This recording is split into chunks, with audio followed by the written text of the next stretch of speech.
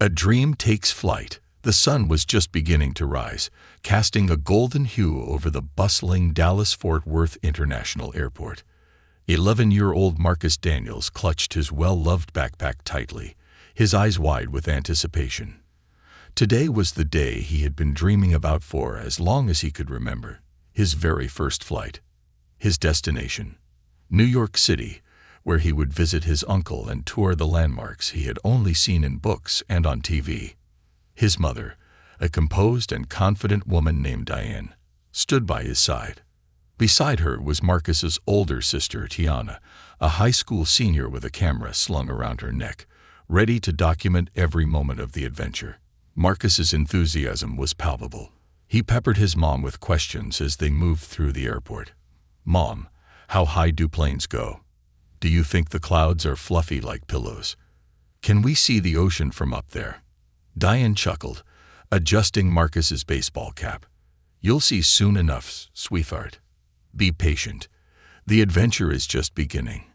At the security checkpoint, Marcus's energy was contagious. His excitement caught the attention of other travelers, drawing warm smiles and kind words. An elderly man behind them in line chuckled. "Looks like someone's ready to fly." Marcus beamed. "It's my first time. I can't wait." The journey through the terminal was filled with wonder. Marcus marveled at the massive planes outside the windows, pointing them out to his sister. Tiana teased him gently. "You act like you're going to fly the plane yourself." "I wish I could." Marcus replied with a grin, pressing his face against the glass to get a better view. When their boarding group was called, Marcus practically bounced in place. "Group B, that's us," he exclaimed, leading the way down the jet bridge. The scent of jet fuel mixed with the hum of engines made everything feel real. Stepping onto the plane was like entering a new world. Marcus's eyes darted around, taking in the neat rows of seats, the tiny windows, and the overhead bins. He found his seat by the window and eagerly plopped down, fastening his seatbelt with a triumphant click. Diane and Tiana settled into the seats beside him. Diane placed a calming hand on his shoulder. "Relax, Marcus. We haven't even taken off yet." Marcus giggled but couldn't contain his excitement, his nose pressed against the glass as he watched ground crew dart around the tarmac. His happiness was infectious. A woman across the aisle smiled at him, and a few passengers nodded approvingly at his unfiltered joy. But not everyone shared the sentiment. The flight attendants began their pre-departure routines, moving efficiently through the cabin. Among them was a tall, blonde woman with sharp features and a name tag that read Ms. Harper. Her expression was stern, and she carried an air of authority that felt rigid compared to her colleagues' warmth. As she walked down the aisle, her gaze landed on Marcus, who was happily pointing out a luggage cart to Tiana. Ms. Harper's lips pursed ever so slightly before she continued toward the front of the plane. Diane noticed the brief exchange, but brushed it off. She was too focused on calming Marcus, who had now begun to speculate loudly about the takeoff process. "Do you think it'll feel like a roller coaster? Will my ears pop?" "Inside voices, Marcus," Diane said gently, though she couldn't help but smile. Moments later, Ms. Harper returned, stopping abruptly at their row. Her expression was unreadable, but her tone was sharp as she addressed Diane. "Ma'am, I need your son to keep his voice down and sit still. He's being disruptive." The comment caught Diane off guard. "Excuse me," she said, her tone measured. "He's just excited. It's his first flight." "Regardless," Ms. Harper replied, her voice clipped. "He needs to calm down. Other passengers are trying to enjoy a peaceful experience." The surrounding passengers exchanged glances, sensing the tension. Marcus, who had been mid-sentence, froze, his face falling. "I'm sorry," he said softly, looking down at his hands. Diane's protective instincts kicked in. She straightened in her seat, her tone firm but calm. "My son isn't being disruptive. He's a child who's excited about his first trip. I don't see how that's a problem." Ms. Harper's smile was thin and insincere. "I understand, ma'am, but I need your cooperation. Thank you. Without waiting for a response, she turned and walked away. Marcus glanced nervously at his mom. "Did I do something wrong?" he whispered. Diane squeezed his hand. "Not at all, baby. You're doing just fine." The incident, however, left a shadow over what had been an otherwise joyful moment. Marcus's excitement dimmed, and he stared out the window in silence. Diane tried to reassure him, but even she couldn't shake the unease that had settled in her chest. As the plane prepared for takeoff, the cabin was filled with the usual sounds of seatbelts clicking and the safety demonstration. Ms. Harper moved through the rows one final time, her eyes landing on Marcus's family with an unmistakable scrutiny. Diane noticed and exchanged a glance with Tiana, who raised an eyebrow in silent question. The engines roared to life, and the plane began to taxi. Marcus perked up slightly, gripping the armrest as the aircraft gained speed. But just as the wheels left the ground, a new wave of tension rippled through the cabin. Ms. Harper appeared once more, this time with a more decisive demeanor. She stopped at their row and addressed Diane directly.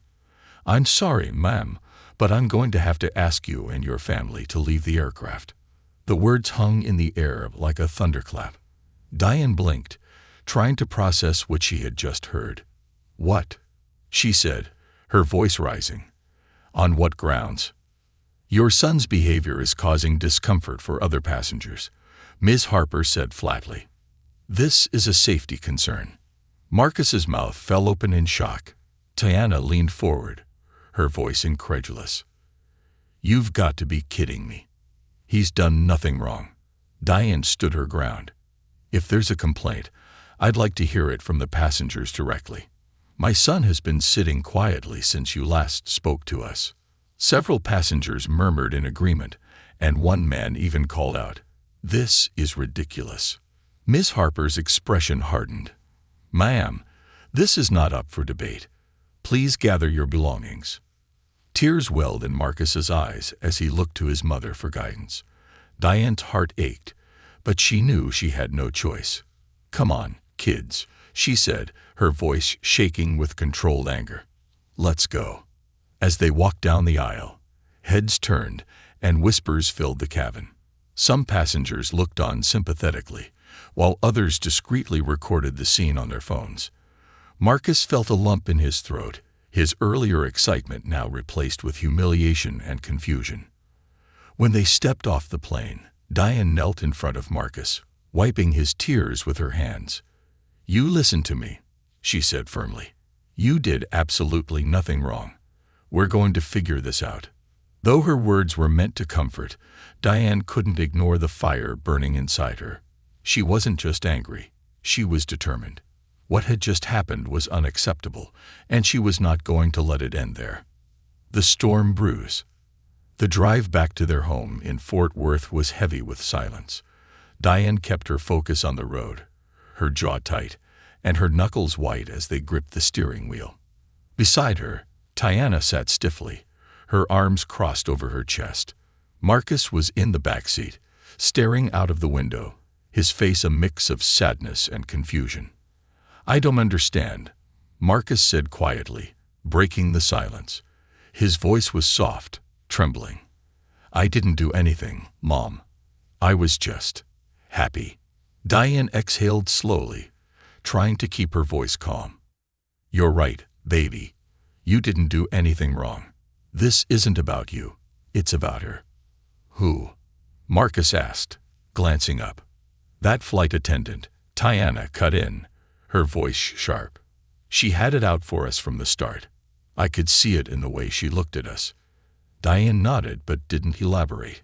She was still piecing together her own thoughts, trying to make sense of the incident. What had started as a joyous milestone for Marcus had turned into an unjust humiliation, and the weight of that truth sat heavily on her chest. When they arrived home, Diane immediately reached for her phone. She had never been one to air grievances on social media, but this time was different.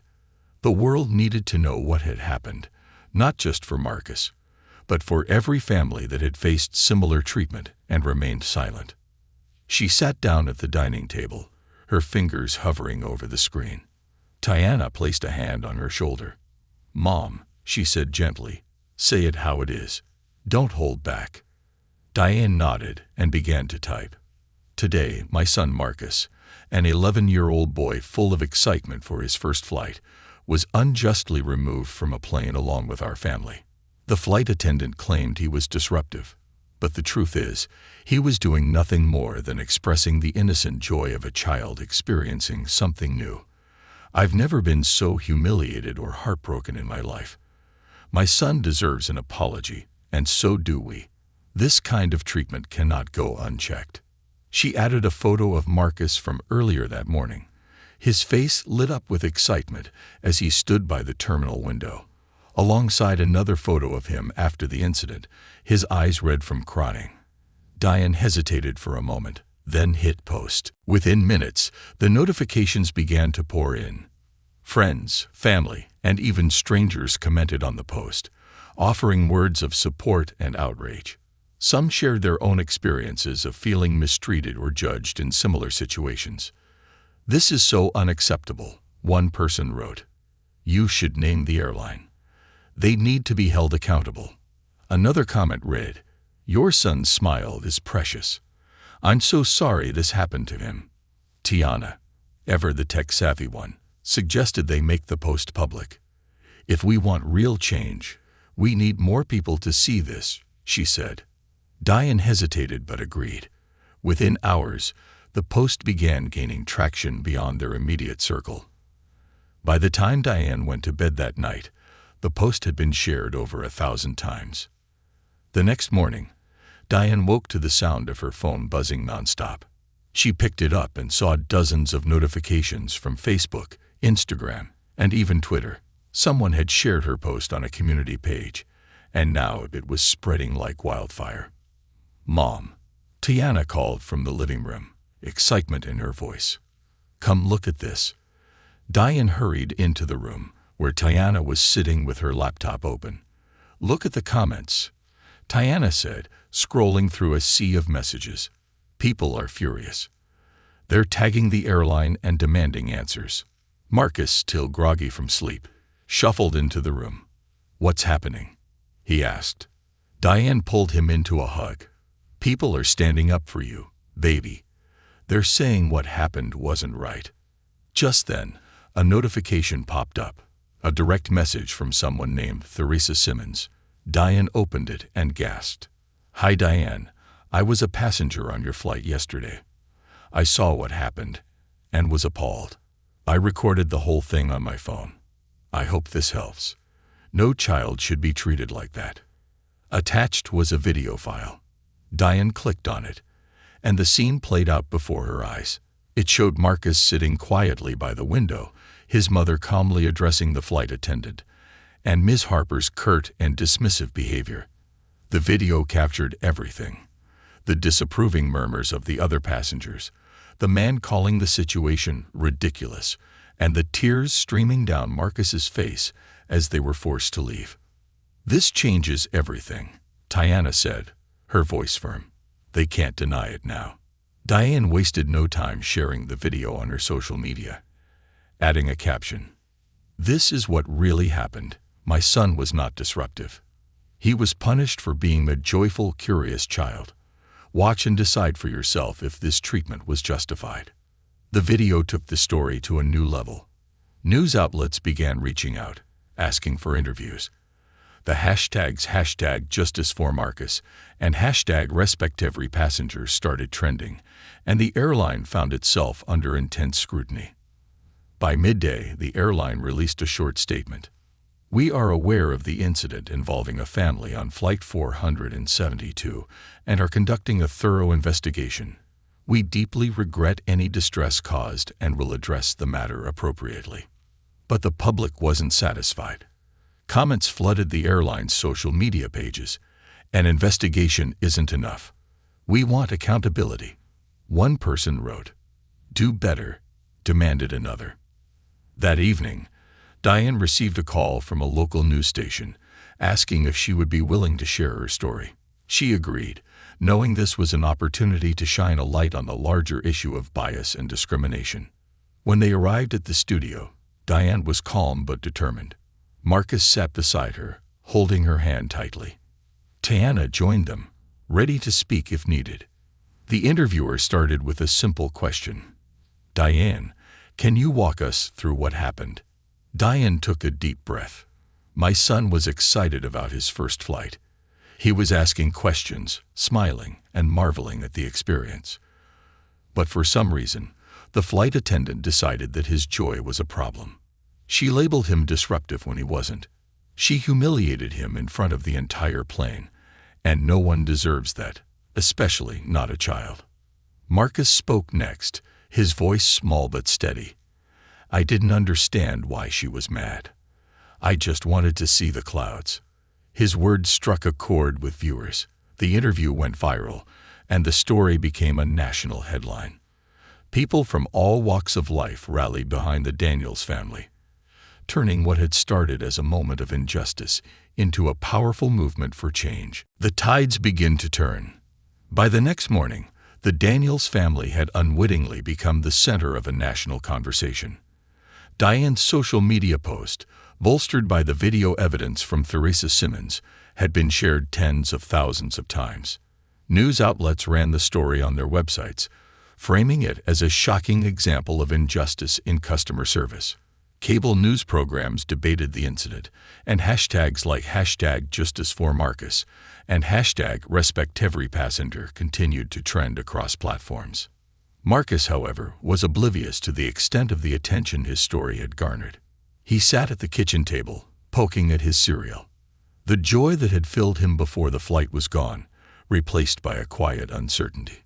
Are people mad at me? He asked, breaking the silence. Diane looked up from her phone, where she had been responding to supportive messages. She walked over and knelt beside him, her expression soft. No, sweetheart, people are mad at what happened to you, not at you.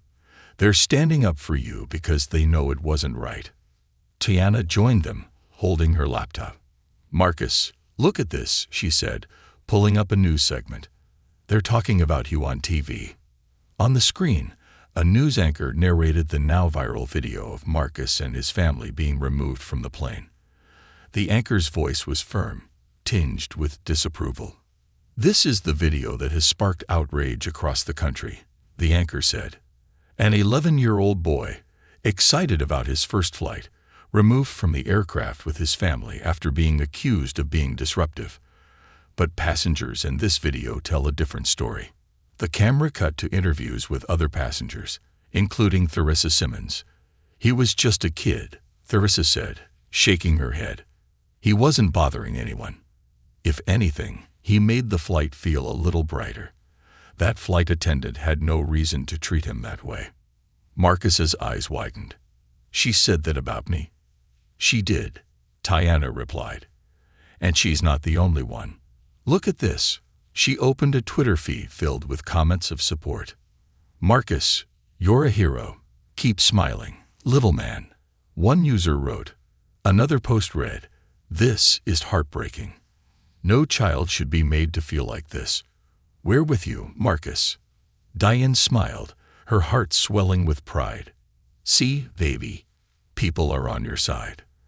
As the Daniels family tried to process the growing wave of support, the airline finally issued a more detailed statement. It appeared on their social media pages and was read aloud during news broadcasts. We deeply regret the distress experienced by the Daniels family on Flight 472. After reviewing preliminary findings, we recognize that the situation was not handled appropriately. We are conducting a thorough investigation and will take the necessary steps to ensure incidents like this do not happen in the future. The statement was followed by an announcement that Ms. Harper, the flight attendant at the center of the controversy, had been placed on administrative leave pending the investigation. But for many, this wasn't enough. They're just trying to save face, Tiana muttered as she scrolled through the comments. Look at this. People are still demanding they do more. One comment stood out. An apology isn't enough. What are they doing to ensure this doesn't happen again? Words without action mean nothing. Diane agreed.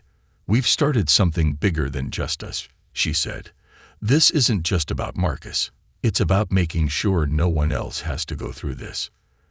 Later that afternoon, a knock on the door startled the family. Diane opened it to find a local journalist and a camera crew standing on the porch.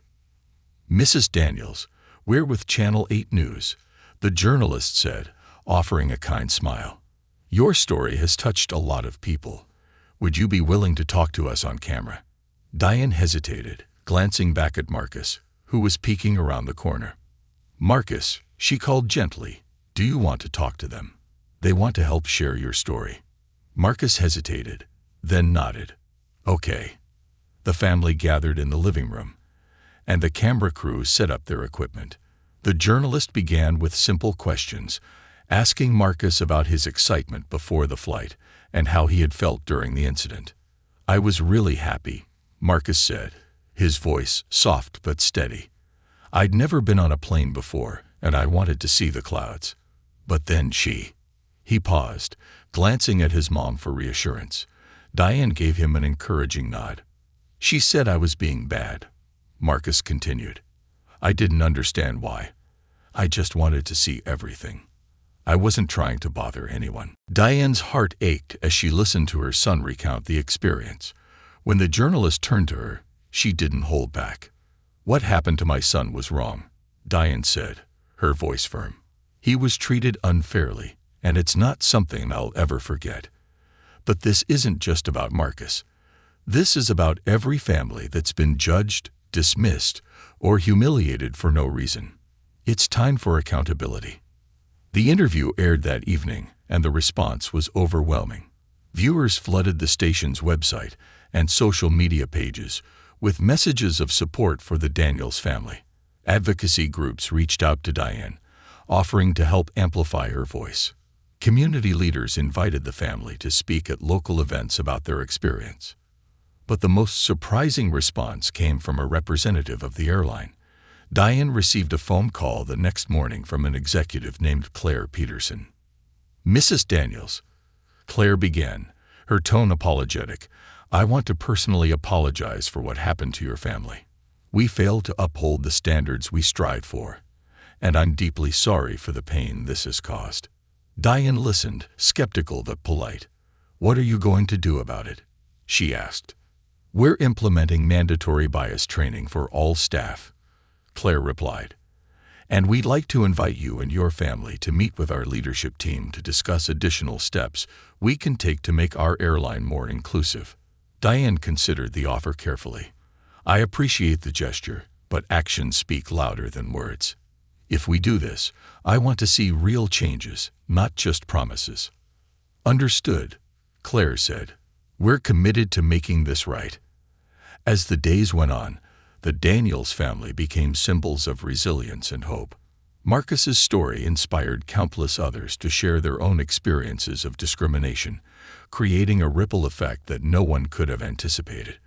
But for Diane, the most important victory was the light returning to her son's eyes. Sitting on the porch one evening, she wrapped an arm around Marcus and said, "Sometimes, baby, bad things happen. But when we stand up and speak out, we can turn those bad things into something good. And that's exactly what you've done." Marcus looked up at her, a small smile spreading across his face. "Does this mean I can go on another flight someday?" Diane laughed softly. "Absolutely. And this time, it'll be everything you dreamed it would be." A national conversation. In the days following the Daniels family's interview, the story took on a life of its own. What had started as a local controversy was now a full-blown national debate. Morning shows, talk shows, and even late-night comedians were weighing in on the incident, each framing it within the broader context of bias, accountability, and corporate responsibility. Diane watched in awe as her story became a catalyst for change. The video of Marcus's quiet demeanor and Ms. Harper's cold behavior had struck a nerve, opening up discussions about how customers, especially families and children, are treated by those in positions of authority. That morning, Diane was scrolling through her phone, reading yet another article about their story, when Tiana walked into the room holding their laptop. "Mom, you're not going to believe this," she said, her voice brimming with excitement. "What is it?" Diane asked, setting her phone down. "Look," Tiana said, turning the screen toward her. On it was a post from one of the country's largest advocacy organizations for consumer rights. They had shared Marcus's video, along with a powerful statement. "The treatment of Marcus Daniels is unacceptable and indicative of a larger issue within the customer service industry. No child should feel humiliated for being joyful, and no family should face such blatant disregard. This is why we are launching the Respect Every Passenger campaign, demanding airlines adopt stricter policies against bias and improve training for their staff." "They're starting a campaign because of Marcus," Tiana exclaimed. Diane's eyes widened as she read the post. This is incredible." Marcus, who had been sitting at the dining table working on a puzzle, looked up. "What's a campaign?" he asked. "It's when a lot of people work together to make something better," Diane explained, walking over to him. "And this one is about making sure no one else is treated the way you were." Marcus tilted his head thoughtfully. "So, it's like a team." Diane smiled. "Exactly. And you're the reason this team exists." Later that day, Diane received another call, this time from a producer at one of the biggest daytime talk shows in the country. The producer explained that they wanted to feature Marcus's story as part of a special episode on resilience and overcoming adversity. Diane hesitated. "I appreciate the offer, but I don't want to put my son in a position where he feels overwhelmed." The producer's voice softened. "We completely understand, Mrs. Daniels. The focus would be on celebrating Marcus's bravery and shedding light on how we can all do better as a society. We'll make sure he's comfortable." After a long conversation with Tiana and Marcus, Diane decided to accept the invitation. She wanted to ensure that Marcus understood this wasn't just about their family. It was about standing up for what was right. A week later, the Daniels family found themselves on the set of the talk show. The studio was abuzz with activity, and Marcus looked around wide-eyed as cameras and stage lights surrounded him. "Are we on TV now?" he asked Tiana, who laughed and shook her head. "Not yet, little man. But soon." When the show began, the host introduced the Daniels family with heartfelt words, calling their story a reminder of how one voice can spark a movement. Diane, Tiana, and Marcus took their seats on the plush couch, facing the audience. The host turned to Diane first. "Mrs. Daniels, can you walk us through what happened that day?" Diane nodded, her voice calm but firm as she recounted the events leading up to their removal from the plane. She spoke about Marcus's excitement, the unfair accusations, and the humiliation of being escorted off the aircraft. "Marcus," the host said, turning to him with a warm smile, "how did it feel when all of this was happening?" Marcus hesitated, his small hands gripping the armrest of the couch. "At first, I was really happy," he said, his voice steady but quiet. "But then, I felt like I did something wrong. Like maybe I wasn't supposed to be happy." The audience murmured softly, and the host leaned forward. "But you didn't do anything wrong, Marcus. You were just being yourself." Marcus nodded. "That's what my mom said. And she said that even if people are mean, I should still be kind." The audience erupted into applause, and Diane felt tears welling up in her eyes. Marcus, ever shy, ducked his head with a small smile. The segment ended with the host presenting Marcus with a surprise, a model airplane signed by pilots and staff from a different airline who had heard his story and wanted to show their support. Marcus's face lit up as he accepted it, his joy finally returning. Back home, the support continued to pour in. Letters from strangers arrived daily, many addressed directly to Marcus. One letter, written in a child's handwriting, stood out to Diane. "Hi Marcus, my name is Lily, and I'm 10 years old. I saw your story on TV. I've never been on a plane, but I hope when I go, it's a nice flight, and no one is mean. You're really brave, and I think you're cool. From Lily." Diane showed the letter to Marcus, who grinned. "Can I write back to her?" "Of course," Diane said, pulling out a notepad. As Marcus wrote his response, Diane couldn't help but marvel at how much her son had grown in such a short time. What had started as a heartbreaking experience was transforming into a powerful lesson, not just for their family, but for countless others. Meanwhile, the airline continued to feel the pressure. Advocacy groups, public opinion, and even government officials began calling for changes in how airlines train their staff. The airline's CEO issued a public apology, promising sweeping reforms, including mandatory bias training and the creation of a passenger advocacy committee. Ms. Harper, the flight attendant at the center of the controversy, released a statement of her own. She claimed her actions had been misinterpreted and that she never intended to cause harm. But the public's response was unsympathetic, and she was quietly removed from her position. For Diane, it wasn't about revenge. It was about accountability. When asked by a reporter how she felt about the airline's actions, she said simply, "I'm not looking for apologies. I'm looking for real change." And I think we're starting to see that. As the weeks passed, Marcus began to regain his excitement for flying. One evening, as the family sat on their porch watching the sunset, Marcus turned to Diane. "Do you think I'll ever get to see the clouds from up there?" he asked, pointing to the sky. Diane smiled, pulling him close. "Yes, baby. And next time, it's going to be everything you dreamed of and more." Tiana, ever the joker, added, "And this time, we're going first class." They all laughed, the sound carrying into the quiet evening. Though the journey had been difficult, the Daniels family knew they had turned a moment of injustice into something powerful, and that Marcus's joy, no matter what, would always take flight. The ripple effect.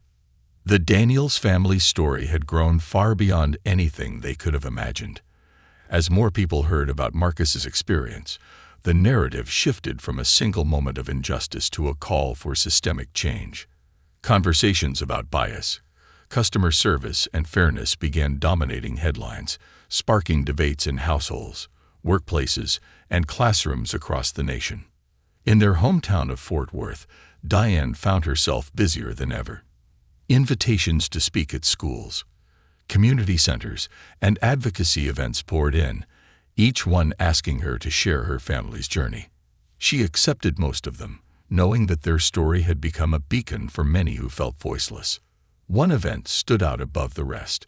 A local nonprofit focused on empowering underrepresented communities had invited the Daniels family to a town hall meeting. The event was packed with families, educators, and activists. Diane had prepared a speech, but she hadn't anticipated the emotional impact of the gathering. As she stepped onto the stage, she looked out at the audience. There were parents holding their children close, young adults nodding in encouragement, and older community members who exuded quiet strength. Diane took a deep breath and began. "Good evening, everyone. My name is Diane Daniels, and I'm here because of my son, Marcus. A few weeks ago, he experienced something no child should ever have to face, being told that his joy, his curiosity, was a problem. But Marcus's story isn't just about what happened on that plane. It's about something much bigger. It's about how we're seen, how we're treated, and how we respond when we're faced with injustice. My son was made to feel small, but because of all of you, because of the outpouring of love and support, he knows now that he isn't small. He's powerful. And together, so are we." The audience erupted into applause, some people standing as they clapped. Marcus, who had been sitting quietly with Tiana in the front row, grinned shyly as he watched his mom speak. When Diane stepped down, a community leader took the stage to present the Daniels family with an award for their courage and resilience. After the event, people lined up to meet Diane and Marcus. A young boy about Marcus's age approached him, his hands stuffed in his pockets. "Hi," he said, looking down at his shoes. "I saw your story online. I just wanted to say, you're really brave." Marcus's grin widened. "Thanks. It was kinda scary at first, but my mom says being brave doesn't mean you're not scared. It means you do the right thing anyway." The boy nodded. "That's cool. I think you're cool. For Diane, moments like these reinforced why it was so important to keep sharing their story. Marcus's experience had become a source of hope and empowerment for so many, and the family's message of resilience was resonating far beyond their own community. Meanwhile, the airline continued to feel the heat. Public pressure had forced them to expedite their promised reforms. They announced a partnership with a leading advocacy organization to overhaul their training programs and introduced a new policy of transparency for handling passenger complaints. A public forum was scheduled to address concerns and outline their plan for change. Claire Peterson, the airline executive who had initially reached out to Diane, invited her to participate in the forum. "We want to make sure this is more than just words," Claire said over the phone. "Your input would be invaluable." Diane hesitated.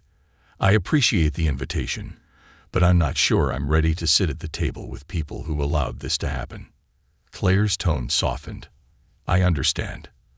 But sometimes the best way to create change is from the inside. We don't want to just tell your story. We want to learn from it." After discussing it with Tiana and Marcus, Diane agreed. "If we're going to do this," she told Claire, "we're going to make sure it counts." The forum was held in a large conference room at the airline's headquarters. It was a carefully orchestrated event, with representatives from advocacy groups, airline staff, and members of the public in attendance. Diane and Marcus were given seats on the panel alongside Claire and other executives. Diane spoke first, recounting the incident with her usual poise, but adding a pointed critique of the airline's failure to act until public pressure mounted. "If no one had recorded what happened to my son," she said, her voice steady, "I doubt we'd be sitting here today. That's a problem. Accountability shouldn't depend on going viral." The room was silent, the weight of her words hanging in the air. Claire responded with a commitment to creating a better system for addressing complaints and preventing similar incidents in the future. "Mrs. Daniels is right," she said. "We failed her family, and we failed our passengers. We're here to listen and to act." When it was Marcus's turn to speak, he surprised everyone with his sincerity. "I just want people to be nice," he said simply. "Even if someone's different or excited, that doesn't mean they're bad. It just means they're happy." His words drew a standing ovation, and Diane felt an overwhelming sense of pride. Her son's innocence and honesty had cut through the corporate jargon, reminding everyone of the humanity at the heart of the issue. As the Daniels family left the forum, Diane felt a sense of cautious optimism. The airline had taken a significant step, but she knew the real test would be in the months and years to come. Still, she couldn't deny the impact her family's story had already made. That evening, they returned home to find a package waiting for them. Inside was a handwritten letter from a pilot who worked for the airline, along with a framed photo of an airplane soaring through the clouds. "Dear Marcus, I've been flying planes for over 20 years, and every time I take off, I think about the people on board. Your story reminded me why I love what I do. You've shown us all how important it is to treat every passenger with respect and kindness. I hope someday you'll look out the window of a plane again and feel nothing but joy. Keep being brave. Sincerely, Captain J. Morgan." Marcus held the photo in his hands, his eyes lighting up. "Mom," he said, "do you think we'll fly again someday?" Diane wrapped an arm around him. "Not just someday, baby. Soon. And this time, it's going to be everything you dreamed of." As they sat together on the couch, Diane couldn't help but marvel at how far they had come. Their journey wasn't over, but they had turned a moment of pain into a movement for change. And for Marcus, the sky was no longer the limit. It was just the beginning. Reaching new heights. Months passed, and the Daniels family's life began to find a new rhythm. Though the viral attention surrounding Marcus's story had slowed, its ripple effects continued to shake the world around them. Diane noticed subtle but meaningful changes in how people treated her family. At the grocery store, at Marcus's school, and even at local events, strangers approached her to share their own stories of unfair treatment, thanking her for speaking out and giving them courage. Marcus, too, seemed to blossom. The shy, wide-eyed boy who had once feared he had done something wrong now carried himself with a quiet confidence. His experience had not broken him. Instead, it had given him a strength he didn't yet fully understand. One crisp Saturday morning, as Diane sipped coffee on the porch, her phone buzzed with an unexpected call. It was Claire Peterson from the airline. "Good morning, Mrs. Daniels," Claire began, her voice as steady and professional as ever. "I hope this call finds you well." "It does, thank you," Diane replied cautiously. "What can I do for you?" "We've been implementing the changes we discussed," Claire explained. "Bias training for all staff is now mandatory, and we've established a passenger advocacy committee. But we wanted to do something more personal for Marcus. If it's all right with you, we'd like to invite your family on an all-expenses-paid trip anywhere in the country. We'll ensure it's a memorable experience." Diane was silent for a moment, weighing the offer. While she appreciated the gesture, she wanted to be certain it wasn't just a public relations move. "We'll consider it," she said carefully, "but only if it's done right. For Marcus, not for appearances." "Of course," Claire replied. "We'll leave the decision entirely in your hands." That evening, Diane gathered the family around the dinner table to discuss the offer. Tiana was immediately enthusiastic. "Mom, this is a chance to turn that awful experience into something amazing for Marcus. Plus, who doesn't want a free trip?" Marcus, however, was more hesitant. "What if it happens again?" he asked quietly, his fork pushing peas around his plate. "What if someone's mean to us again?" Diane knelt beside him, brushing a strand of hair from his face. "Sweetheart, what happened to us was wrong. But because of you, things are changing. And I promise, this time, you'll have nothing to worry about." Marcus thought for a moment, then nodded. "Okay, but can we go somewhere with lots of clouds?" Diane smiled, her heart swelling with pride. "Anywhere you want, baby." The destination they chose was Seattle. Marcus had seen pictures of the city's iconic Space Needle surrounded by misty clouds and thought it looked magical. The airline arranged everything: first-class tickets, a stay in a luxury hotel, and a personalized tour of the city. The day of the trip, the Daniels family arrived at the airport with a mix of excitement and nervousness.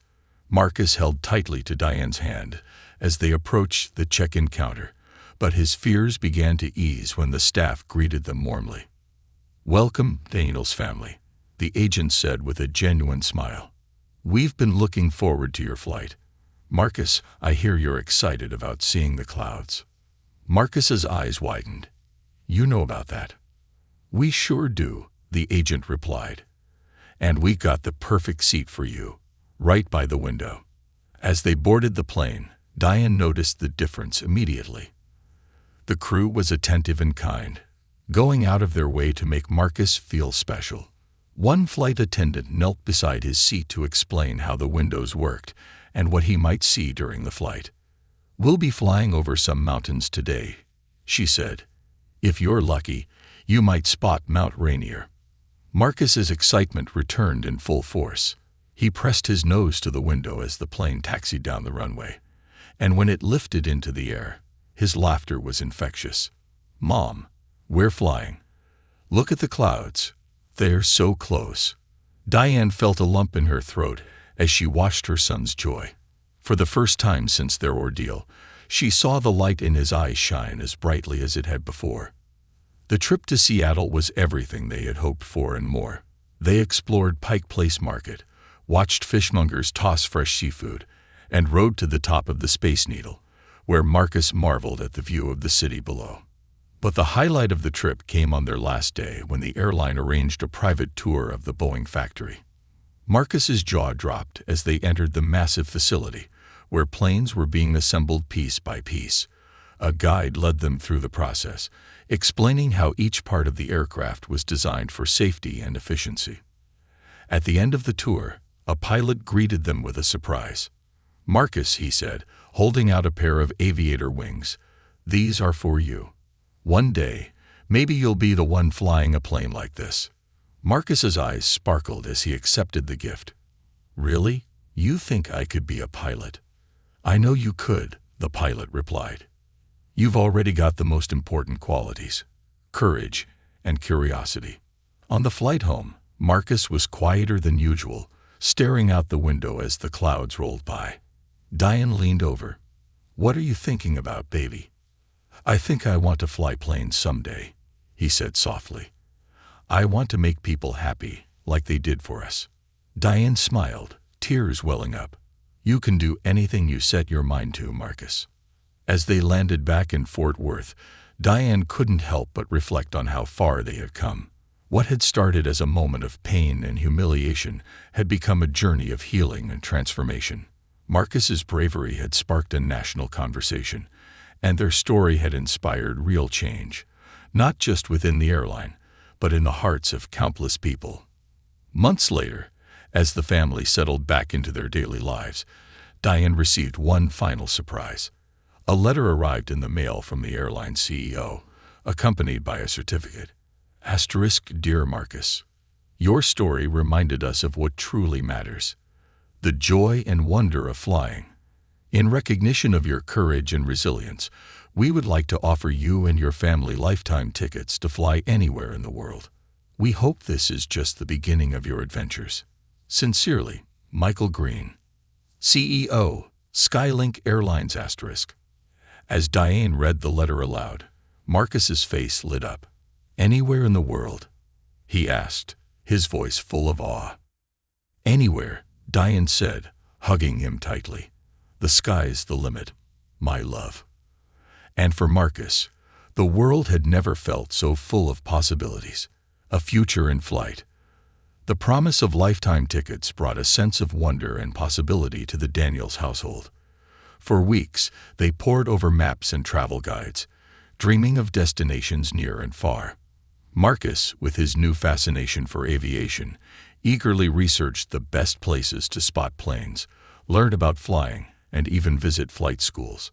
One sunny afternoon, Marcus sat on the porch with Diane, holding the certificate from Skylink Airlines in his lap. "Mom," he began, his voice hesitant, "do you think I can really be a pilot one day?" Diane smiled, her heart swelling with pride. "Of course you can, baby. You've already shown the world how brave and determined you are. If that's your dream, I'll do everything I can to help you make it come true." Marcus beamed, his eyes sparkling with determination. "I want to fly big planes, like the ones we were on. And I want to make sure everyone who gets on my plane feels safe and happy." "That's a beautiful dream," Diane said, wrapping an arm around him. "And I know you'll make it happen." The years that followed were filled with growth and new experiences for Marcus. His first trip to Seattle had ignited a passion that only grew stronger with time. The Daniels family used their lifetime tickets to explore places Marcus had once only seen in books: New York City, the Grand Canyon, and even Paris, where Marcus marveled at the Eiffel Tower and watched planes take off from Charles de Gaulle Airport. But it wasn't just about the destinations. It was about the journey. Each flight was an opportunity for Marcus to learn, to observe, and to dream about the day he might sit in the cockpit of an airplane. Diane encouraged his curiosity, enrolling him in summer programs that introduced young people to the world of aviation. Marcus excelled, impressing instructors with his focus and enthusiasm. One pivotal moment came when Marcus turned 16. Diane surprised him with an introductory flight lesson at a nearby aviation school. As they drove to the small airfield, Marcus was buzzing with excitement, clutching a notebook filled with questions for the instructor. When they arrived, Marcus was introduced to Captain James, a seasoned pilot who had flown everything from commercial airliners to small single-engine planes. "You ready for your first flight at the controls?" Captain James asked, grinning. Marcus's eyes widened. "I get to fly today." "Absolutely," Captain James replied. "I'll be right there with you, but you'll be in the pilot's seat." As the small Cessna lifted off the ground, Marcus's heart raced with exhilaration. The world stretched out below him, a patchwork of fields and roads that seemed both vast and small. Captain James guided him through basic maneuvers, but it was Marcus's hands on the controls, his dream becoming a reality.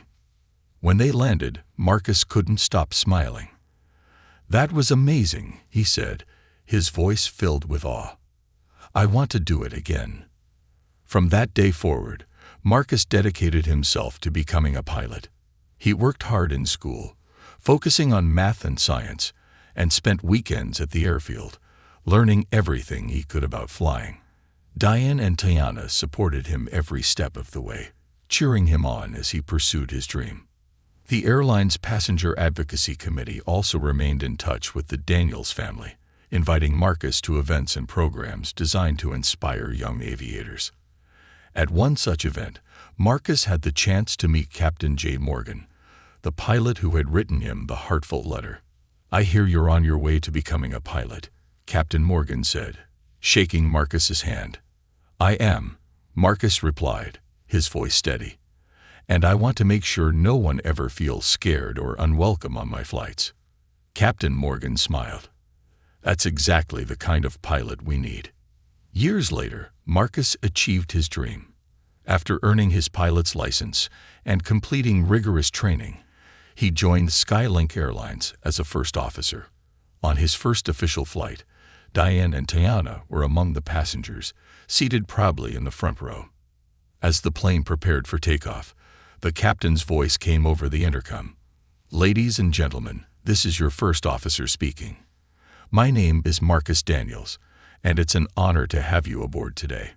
Diane wiped away tears as she listened to her son's confident voice, knowing how far he had come.